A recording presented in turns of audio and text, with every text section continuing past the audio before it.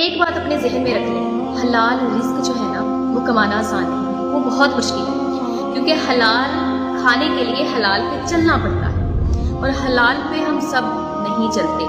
اور ہم سب نا اگر کسی ایک کی شہادت ہو جاتی ہے، وہ حق پہ چل رہا تھا، اس بجائے اس کو کہ اس کی رسپیکٹ کی جائے، ہم اس کی طرح سب بن جائیں، سب یہ کہتے ہیں کہ اس کے ساتھ یہ ہوا تھا تو آپ کے ساتھ بھی ہوگا، تو اس سے خوبصورت اور کیا ہو سکتا ہے کہ اگر کسی کو شہادت کی موت نصیب ہوئی ہے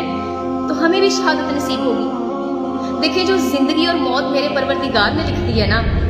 نہ اس کو بدلا جا سکتا ہے، نہ اس کو روکا جا سکتا ہے، پھر آپ کسی شیشے سے بنے ہوئے محل میں بھی کیوں نہ رہیں۔ حق کو پانے کے لیے، حق پہ چلنے کے لیے بہت کچھ کھونا پڑتا ہے، آپ کے اوپر تنقید ہوتی ہے، آپ کو برا بھلا کہا جاتا ہے، آپ کو راستے سے ہٹانے کے لیے بہت کچھ کیا جاتا ہے، لیکن آپ ڈٹے رہتے ہیں، آپ کھڑے رہتے ہیں، آپ کو پتہ ہوتا ہے کہ میرے لیے، میری نظر میں